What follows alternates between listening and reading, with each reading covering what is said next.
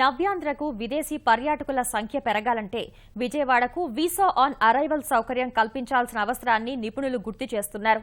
అంతర్జాతీయ పర్యాటకులు నేరుగా విజయవాడ వచ్చే అవకాశాలు మెరుగైతే రాష్ట్రానికి విదేశీ మారక ద్రవ్యం పెరగడంతో పాటు పర్యాటక రంగం అభివృద్ధి చెందుతుందని ఏపీ ఛాంబర్ ఆఫ్ కామర్స్ ప్రభుత్వానికి నివేదించింది. ఇందుకు అనుగుణంగా రాష్ట్ర పర్యాటక విధానంలో మార్పులు తీసుకురావాలని కోరింది. పర్యాటకం కోసం మన దేశానికి వచ్చే విదేశీయుల సంఖ్య క్రమంగా పెరుగుతోంది.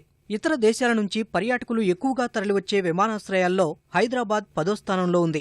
వీసా ఆన్ అరైవల్ సదుపాయం ఉండడంతో హైదరాబాద్కు పెద్ద సంఖ్యలో పర్యాటకులు వస్తున్నారు. కేంద్ర ప్రభుత్వం అనుమతించిన 30 దేశాల నుంచి నేరుగా పర్యాటకులు ఇక్కడికే వచ్చి వీసా తీసుకునే అవకాశం దేశంలోని 17 విమానాశ్రయాలకు ఉంది. అందులో తెలుగు రాష్ట్రాల నుంచి హైదరాబాద్ మాత్రమే ఉంది. రాష్ట్రంలోనూ ఇలాంటి అవకాశం కల్పించాలని ఆంధ్రప్రదేశ్ ఛాంబర్ ఆఫ్ కామర్స్ అభిప్రాయపడింది. కనీసం 2 ఎయిర్పోర్ట్స్ కి వీసా ఆన్ అరైవల్ స్టేటస్ ఇస్తే ఏమవుతుంది, వీసా ఆన్ అరైవల్ వచ్చే టూరిస్టులు ఎవరైనా సరే కనీసం 50% పీపుల్ హైదరాబాద్ కానీ డైరెక్ట్గా మన స్టేట్ రావడానికి అవకాశం ఉంటుంది. దానివల్ల టూరిజం ఇంప్రూవ్ అవడానికి అవకాశం ఉంటుంది అనేది మా ఉద్దేశం. ఇండియా నుంచి ప్రమోట్ చేసేటప్పుడు 2 సిటీస్నే బీచ్ డెస్టినేషన్స్ కింద ప్రమోట్ చేస్తాం. ఒకటి గోవా, ఒకటి త్రివేంద్రం. విశాఖపట్నం కూడా టూరిస్ట్ మన బీచ్ డెస్టినేషన్ ఇంక్లూడ్ చేస్తే ఏమవుతుంది, ఇండియాలో ఆ 2 డెస్టినేషన్ ఇప్పుడు 3వ ఇంక్లూడ్ అయితే ఏమవుతుందంటే కొంత పర్సెంటేజ్ ఆఫ్ పీపుల్ బీచ్కి వచ్చేవాళ్ళు విశాఖపట్నం రావడానికి.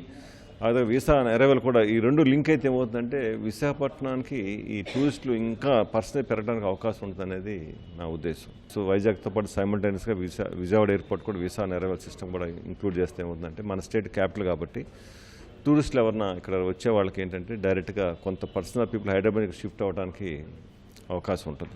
హైదరాబాద్ అంతర్జాతీయ విమానాశ్రయానికి వచ్చే 8 లక్షల మంది పర్యాటకుల్లో 3 లక్షల మంది ఆంధ్రప్రదేశ్లో పర్యటిస్తున్నట్లు అంచనా.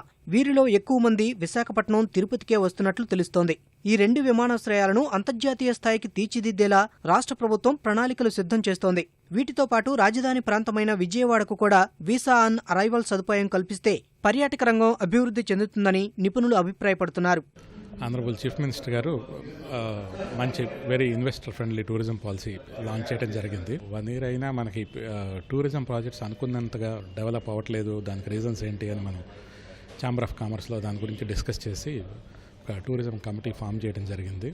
ఆల్ ఓవర్ ది స్టేటు మొత్తం అందరినీ వేరియస్ సెక్టర్స్ నుంచి ఇక్కడికి పిలిచి ఎందుకని డెవలప్మెంట్ ప్రాసెస్ స్లోగా ఉంది అని అందరితోనూ డిస్కస్ చేసి మోర్ ఇన్వెస్టర్స్ మన స్టేట్కి వచ్చేట్టు చేయడానికి గవర్నమెంట్ దృష్టికి తీసుకెళ్లి గవర్నమెంట్ని మేము స్టడీ చేయమని అడుగుతున్నాము. గవర్నమెంట్ దగ్గర hundreds of acres land bank tourism projects కోసం ఇయర్ మార్క్ చేసింది ఉన్నా తొందరగా గ్రౌండ్ అవ్వట్లేదు. అన్ని రివ్యూ చేసి మళ్ళీ తొందరగా వీటన్నింటినీ స్పీడప్ చేయాలని గవర్నమెంట్ని అడగడం జరుగుతుంది.